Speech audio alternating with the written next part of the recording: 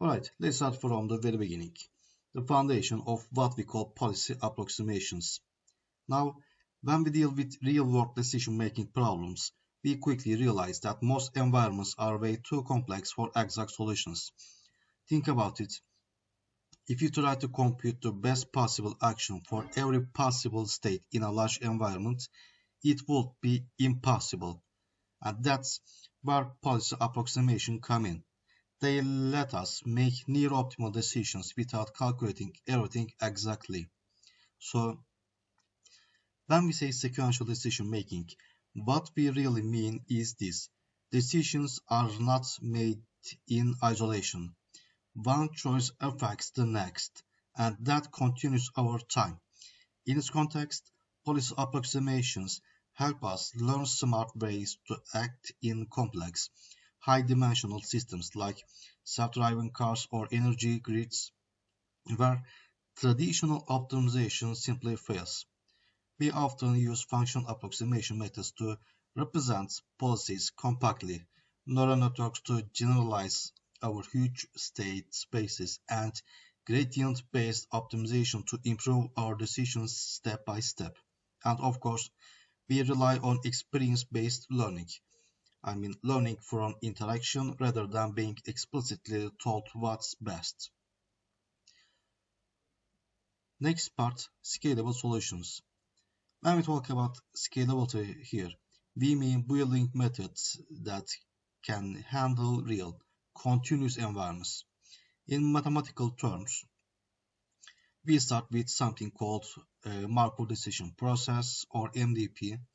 The problem is that exact computation in large MDPs is intractable, meaning computationally impossible in practice. So instead, we represent the policy as a parametric function, something we can train and adjust. These learned policies can handle continuous state and action spaces, adapt in real time, and generalize to new situations without starting from scratch every time. And that's the power of policy approximations. They make theoretical ideas actually usable at scale. Now let's talk about the core frameworks that build on top of these ideas. The first one you will see here is value-based methods. A good example is Q-learning. Here we try to learn what's called a value function denoted as Q of S and A here, and that represents the expected future reward if we start in state S, take action A, and then follow the current policy afterward. Once we have a good estimate of this Q function, we can make decisions by simply picking the action with the highest value. Pretty straightforward, right? Then we have policy gradient methods. Instead of indirectly optimizing through a value function, we go straight to the source. We parameterize the policy itself, written as like that, pi of a given s and theta. And here theta represents the parameters of the neural network or whatever function we are using. We then apply gradient descent, meaning we move in the direction that increases our expected cumulative reward. So we are not estimating values and then acting. We are directly tuning the policy that decides how to act. Actor critic methods, and this is kind of a hybrid approach. The actor part updates the policy. That's our pi of a given s. The critic part estimates the value function. That's the q of s, a or v of s. And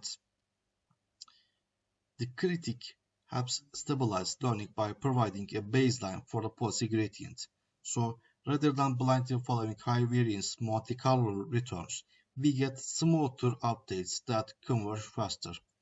Together, these three families, I mean value-based, policy gradient, and actor critic, form the backbone of modern reinforcement learning. So here's an important insight to remember: policy approximations bridge the gap between theory and practice. In textbooks, we often deal with ideal models of decision making, but in the real world, we have limited time, limited data, and systems that change dynamically.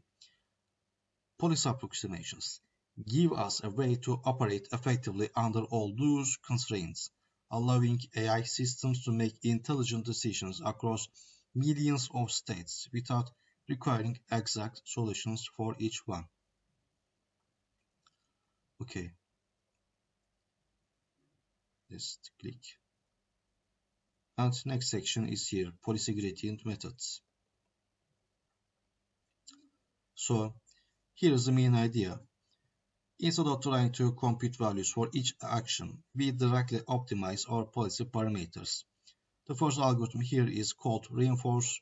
It's a Monte Carlo based policy gradient method, meaning it waits until an entire episode is complete before using the total return to update the policy.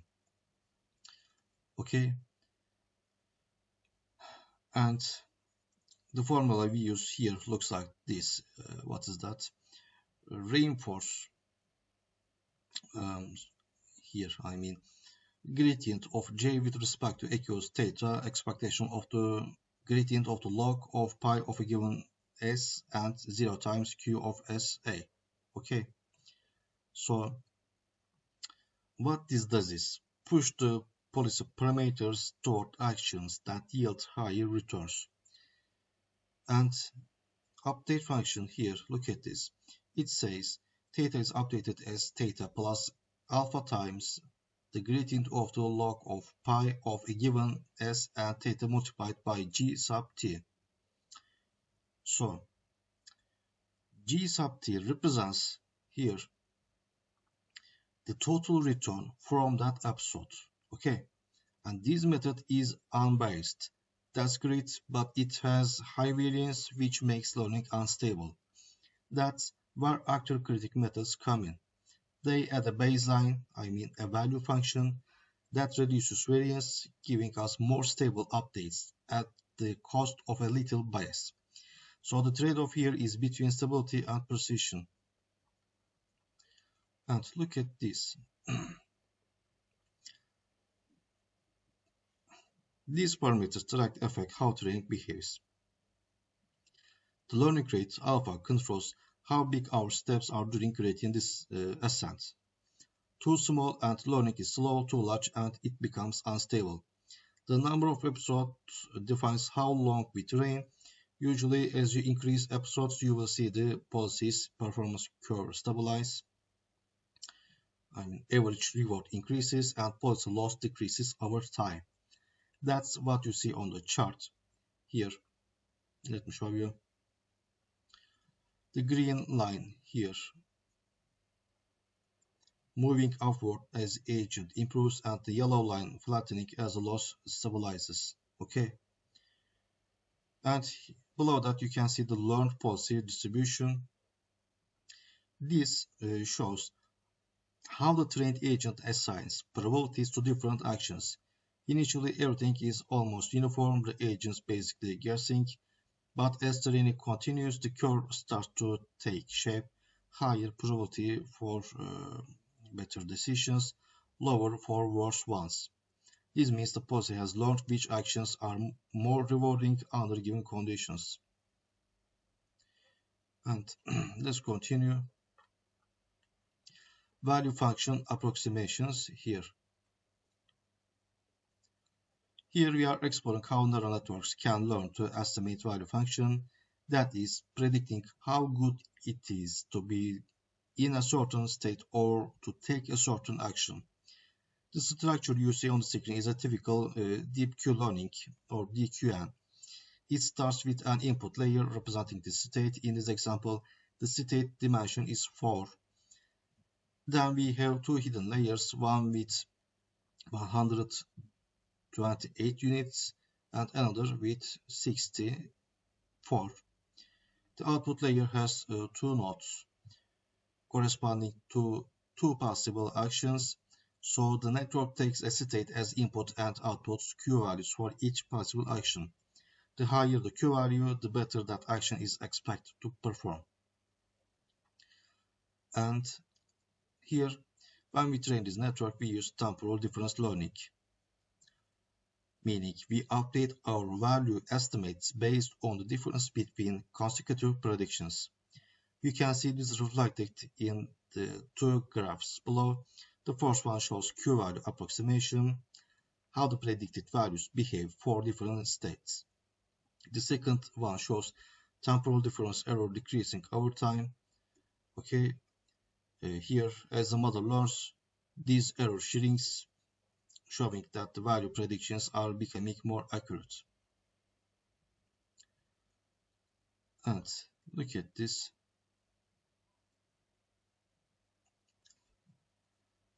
Here we will look at the key methods that extend value approximation. The first one is deep Q networks or DQN.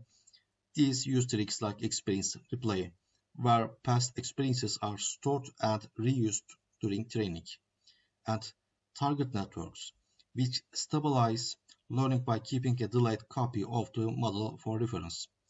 They also use epsilon greedy exploration, meaning the agent occasionally takes random actions with probability epsilon to explore new possibilities. So convolutional architectures are often used when dealing with images, like in Atari games. Then comes double DQN. This variant fixes a common issue, overestimation bias. In regular DQN, the same network is used to both select and evaluate actions, which often leads to inflated value estimates. Double DQN separates these two rows, which leads to more stable training and better convergence. And lastly, we have dual-link DQN, and this one separates the estimation of the overall state value from the advantage of each specific action. So instead of learning Q values directly, the network learns a value stream and an advantage stream. And this helps the agent better distinguish between useful and irrelevant actions, improving both sample efficiency and robustness. So putting it all together, policy approximations, policy gradients, and value approximations are the essential components of how modern reinforcement learning systems actually learn to make decisions. And each piece here, from reinforced to DQN, plays a role in making intelligent, adaptive systems that can operate effectively in real environments. Okay, let's continue. Alright, let's move into the advanced policy optimization methods, and these are the algorithms that take everything we have discussed before, policy gradients, critic frameworks, value approximation, and make them far more stable and efficient for real-world use. Let's begin with proximal policy optimization or PPO. This algorithm is all about keeping updates to the policy within safe limits. If you remember how gradient descent works, we constantly adjust our parameters to improve performance. But if those updates are too aggressive, the policy can collapse. It jumps too far from what it already knows. And PPO solves this by clipping the objective function. The formula you can see here. And what's happening here is that we limit how much the ratio, that's the new policy probability divided by the old one, can deviate from 1. And this keeps learning stable and prevents destructive jumps. So PPO is widely used because it's simple to implement and provides stable training across domains, robotics, games, finance, you name it. It's also sample efficient, meaning it learns quite a lot from limited data. On the downside, it can be sensitive to hyperparameters like clipping threshold epsilon and learning rate. It's also somewhat conservative. It prefers small, safe steps instead of large risky improvements. But that's part of why it is so reliable. And let's look at soft actor critic. This method brings a new idea to reinforcement learning: maximum entropy optimization. Normally, we only try to maximize rewards, but SAC adds a term for entropy, which means it also encourages exploration and stochastic behavior. And you can see the formula, and here the second term, this rewards the policy for being uncertain, for keeping its options open rather than collapsing too early to a single strategy. And this makes SAC excellent for continuous control problems like robotic arms or autonomous driving, where smooth, flexible actions are required. It's also known for its stability and good sample efficiency, but of course nothing comes for free. SAC is more complex to implement, requires careful temperature tuning, and has more hyperparameters to balance. And let's look at TRPO, Trust Region Policy Optimization. This one introduced a very formal approach to safe policy updates. Instead of collecting the laws like PPO, TRPO directly constrains the size of each policy steps using a measure called KL divergence. Here you can see. And the optimization problem is written as like that.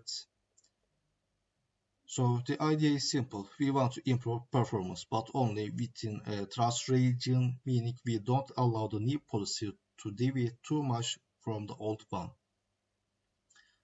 That constraint gives TRPO theoretical guarantees for stable maintaining improvements.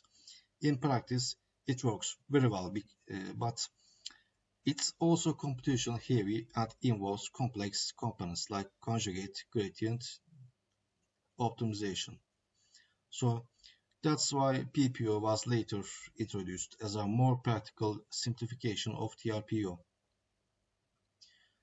And look at here. Beyond individual algorithms, we often categorize reinforcement learning approaches as model-free or model-based. Model-free methods like PPO, SAC, and A3C learn directly from experience. They don't try to model how the environment behaves. They simply observe, act, and adjust. Model-based approaches here, Mu0, DynaQ, paths, a bit more strategic. They first learn a model of the environment, then use that model to plan optimal actions. Model-based methods can be more data efficient, but they are also harder to get right because the environment model itself can introduce errors.